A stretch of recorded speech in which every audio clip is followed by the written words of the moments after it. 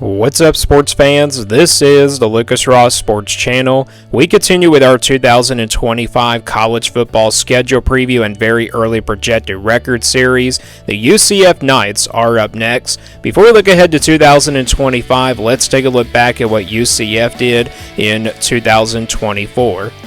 Here are my projections and predictions last year for UCF. My projection for this team was 6-6, and then my prediction for them was actually quite a bit high. 8-4 last year was my prediction for this team in 2024. But UCF coming off a pretty rough year last year in 2024, and definitely a disappointing season. They were just 4-8 last year, not even making it to a bowl game. And usually UCF is one of the more consistent programs, even when they used to be at the Group of 5 level. And they used to be really good, but the last year in the Big 12 they were actually pretty good as well. But this year, or last year I should say, it was not really their year. So yeah, 4-8 record last year for UCF, and I think the main reason why they had a pretty disappointing year is because of the schedule that they played in the Big 12. And of course, some teams in the Big 12 ended up being really a big surprise. You look at this schedule from last year in 2024.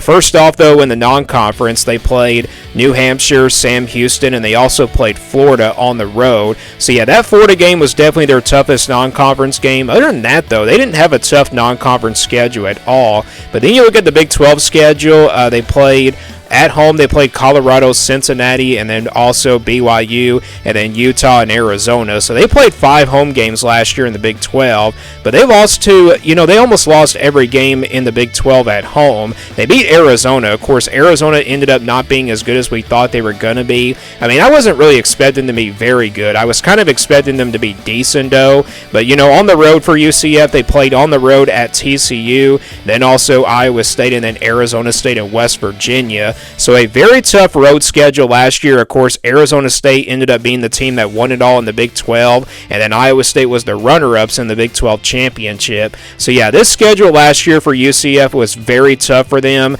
especially in the Big 12, and they had that non-conference game against Florida. Does the schedule get a little bit easier for them? Well, before we look ahead to 2025, Scott Frost is taking back over the head coaching spot here for UCF, so it's a new era, but Scott Frost has been here before. He's a guy that has had some really rough years and then also his good years. But yeah, he is back here for UCF because of Gus Malzahn leaving. So that is a look back to 2024. But now we look ahead to 2025. This is that schedule coming up for UCF. And before we go game by game, let's take a look at who UCF will play in the non-conference this season. So you look at their non-conference schedule. They are going to play Jacksonville State, North Carolina A&T. That's an FCS team there. And then they play North Carolina. So a pretty interesting non-conference Power 4 matchup there against the Tar Heels. Of course, Bill Belichick taking over down there. It's a new era for North Carolina as well. North Carolina, though, is going to have some talented players. We don't know if UCF is going to have some talented players like North Carolina is. But yeah, that should be a pretty interesting non-conference game. Jacksonville State may not be an easy game and not really a big cupcake walk there for UCF. Jacksonville State was a pretty good team out of the Group of 5 in the Conference USA, so that might not be an easy game there for UCF. Wouldn't be surprised if they struggled a little bit there. But yeah, North Carolina A&T, that's pretty much your easiest game. So the non-conference schedule, it's not really terrible for UCF. It's a little bit tough when you got North Carolina in there, but it's not really bad at all. So that's your non-conference schedule. Let's now move on to the games that they'll play at home in the Big 12. They'll play Kansas, West Virginia, Houston, and Oklahoma State all at home this year in the Big 12. Houston and, Kansas, those are two teams that were not great last year, and then same thing with Oklahoma State. But you never know. The Cowboys might turn things around this year because they're really well coached by Mike Gundy and everything, so they could probably turn things around. But, that's probably going to be a game that UCF can win because they did it a couple years ago at their home place. And then, obviously, Kansas and Houston, those are winnable games there for UCF, so you like to have those games at home if you're the Knights. But West Virginia could be be a solid team. That might be the toughest home game here for UCF, but all in all, this is not a bad home schedule either for UCF. Let's go to their away games now in the Big 12. They'll play on the road at Kansas State, at Cincinnati, then Baylor, and then Texas Tech and BYU. So 5 away games in the Big 12. These are all kind of tough road games except maybe for Cincinnati and also BYU. But BYU is probably going to be a top 25 team. And then same thing with Texas Tech and Baylor. Those two teams could probably be in the top 25 next year. Cincinnati, don't know how good they're going to be. Kansas State, a very tough place to play, and they're really well coached. So this is a very tough road schedule here for UCF, but it could be a lot worse for them. Let's go back to the schedule now and go full game by game now for the Knights. They will kick things off with Jacksonville State. They'll play that one on a Thursday, August the 28th, and then they play North Carolina A&T on September the 6th, and they actually get an early bye week here before playing North Carolina at home on September 20th. So yeah, that's a very early spot for the bye week there, before playing North Carolina, obviously. That's going to be a big game. Of course, Bill Belichick is taking over, so they play all their first games at home from August 28th all the way to September 20th, and then they jump right into Big 12 play on September 27th. They'll go on the road to play Kansas State there on September 27th, and then they play at home against Kansas on October the 4th. Then back on the road against Cincinnati on October the 11th. Then you got West Virginia at home on October 18th.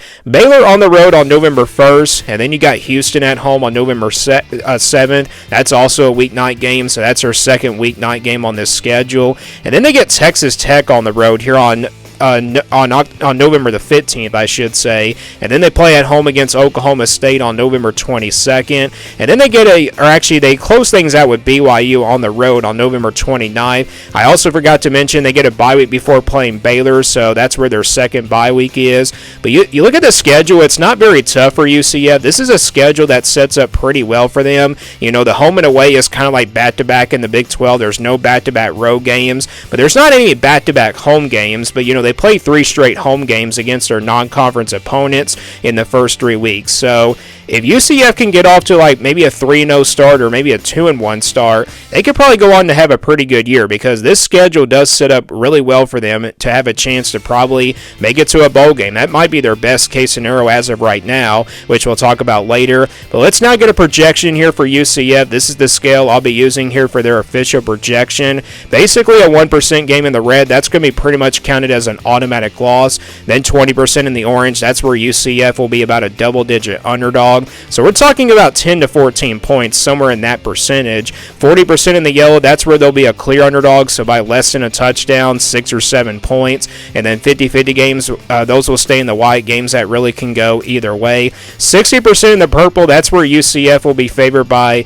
about 6 or 7 points, so about less than a touchdown. And then 80% in the blue, they'll be favored by double digits. And then 99% in the green, that's pretty much your automatic wins and guaranteed wins. So we'll start with that percentage here first. The easy wins here for UCF, well, really you only got one of them, and that's North Carolina A&T. This is an FCS team here.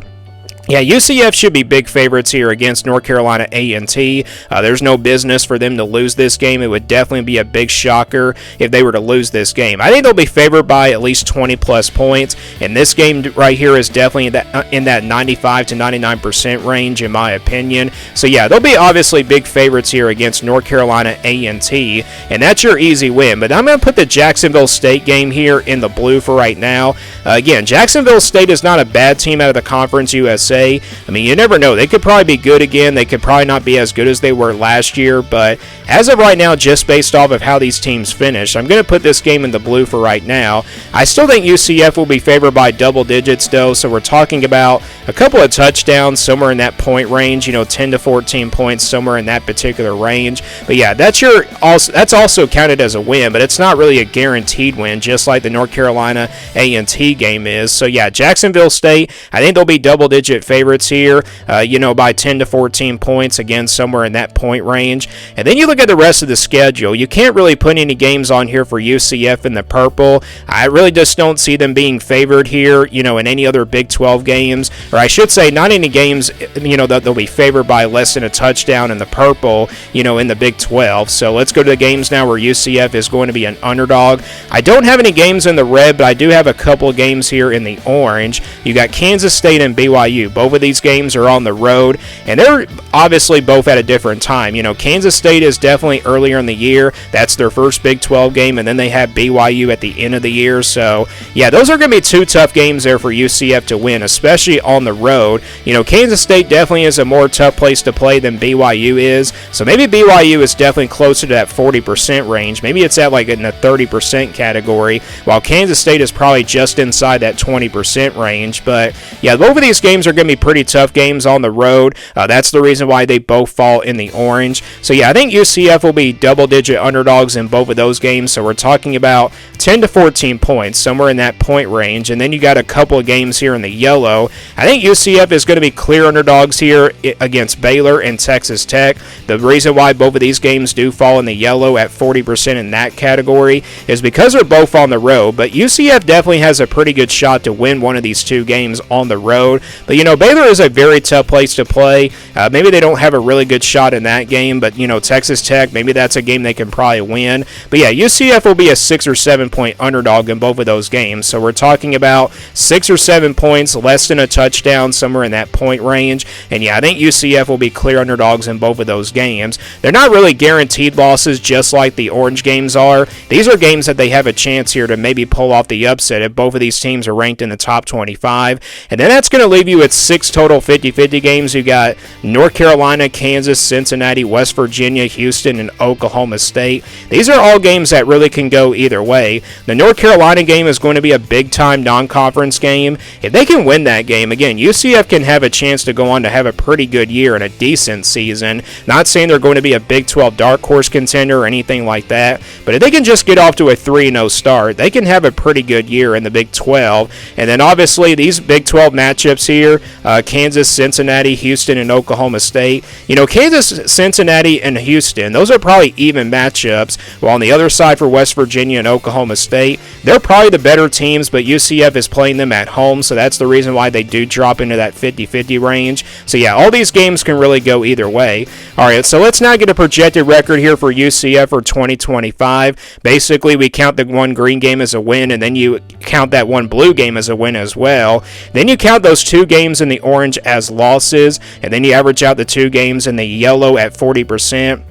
Average out the 50-50 games at 50%, and odds would say they're probably going to split these 50-50 games. Let's say they win probably 3 out of the 6 50-50 games. That's going to give them a total of 3 wins, and then plus you got your North Carolina A&T game. That's also a win, and then same thing with Jacksonville State. That's going to give you a total of 5 wins. So 5-7 projection is what it is here for UCF based on how tough this schedule is. Again, this is not a very tough schedule at all for UCF. It's not quite as bad as it was from last year.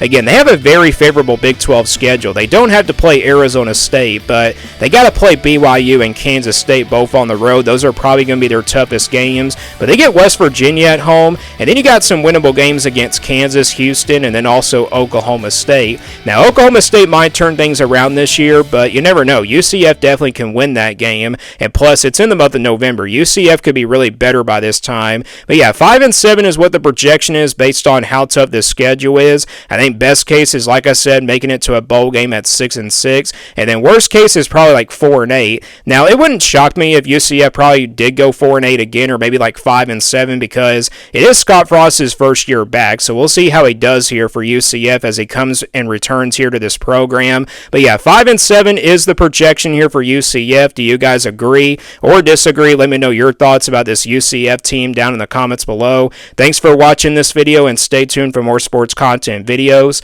on my Lucas Ross Sports YouTube channel.